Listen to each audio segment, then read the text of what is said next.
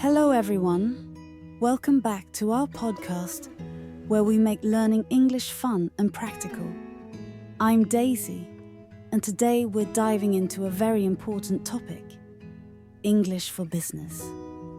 Whether you're writing emails, giving presentations, or speaking professionally, mastering business English is essential for success in the workplace.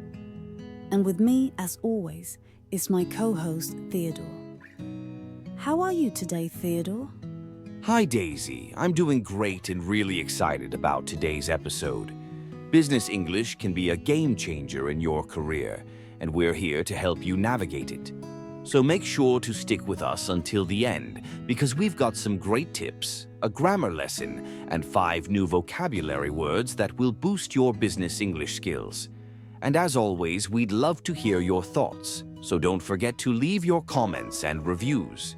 Let's kick things off with one of the most common tasks in any job, writing emails.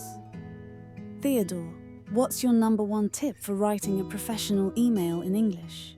Great question, Daisy. My top tip is to always start with a clear and polite greeting. For example, "Dear Mr. Smith" or "Hello, team," depending on your relationship with the recipient. Then get straight to the point. Be concise, but make sure your message is clear. This brings us to our first vocabulary word, concise. Concise means giving a lot of information clearly and in a few words. Exactly, Theodore.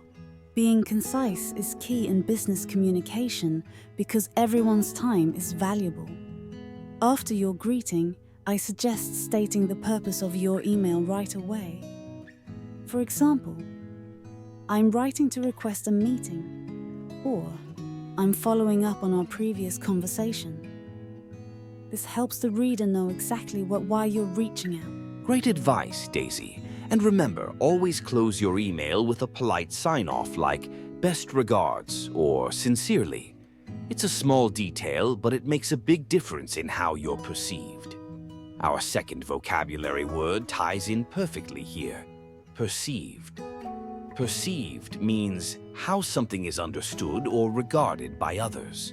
Yes, how you're perceived in business can affect your relationships and opportunities. Now, let's move on to another essential skill, giving presentations. Theodore, what's your advice for delivering a clear and effective presentation in English? When giving a presentation, it's important to structure your talk clearly. Start with an introduction that outlines what you'll be covering. For example, "Today I'm going to discuss our sales strategy for the next quarter." This helps your audience know what to expect. Use simple and direct language, and try to avoid jargon that might confuse your listeners. That's a great point, Theodore. And don't forget the power of visuals.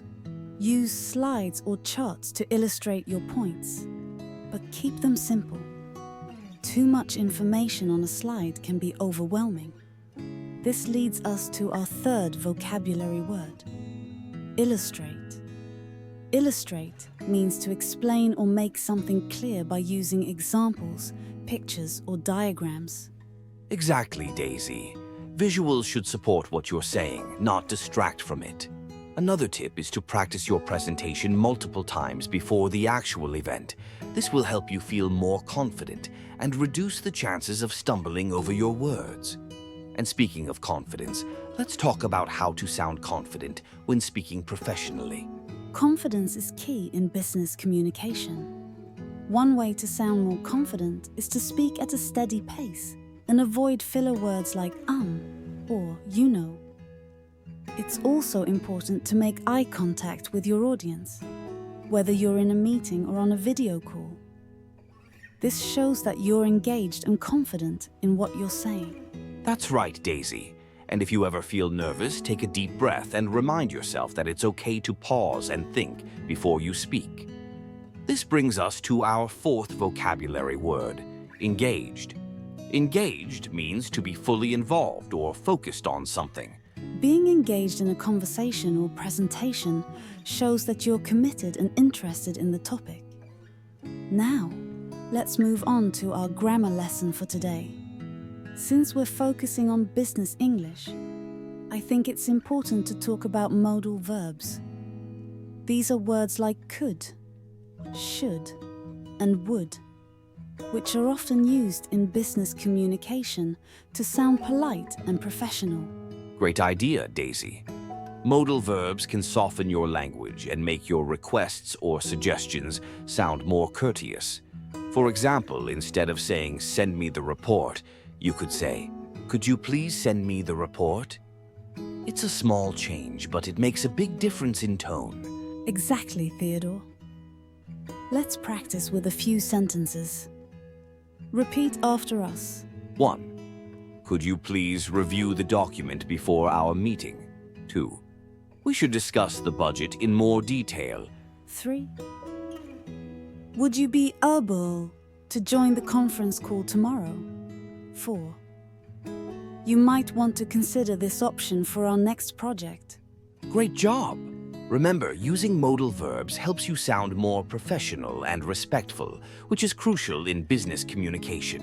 Now that we've covered emails, presentations, and professional speaking, let's talk about some other important tips for succeeding in a business environment. Theodore, do you have any advice on building strong relationships with colleagues?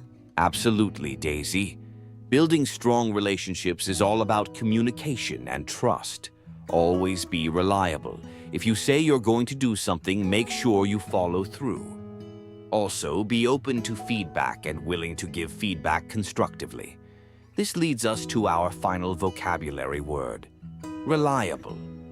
Reliable means consistently good in quality or performance, able to be trusted. Being reliable is essential in any professional setting. It shows that you're dependable and that others can count on you. And when it comes to feedback, remember to be specific and focus on the issue, not the person. For example, instead of saying, "Your report is bad," you could say, "I think the report could be improved by adding more data to support the conclusions." That's great advice, Daisy. And as we wrap up today's episode, I want to encourage our listeners to practice these skills in their own work environments. Try writing a professional email using the tips we discussed, or practice giving a short presentation to a friend or family member.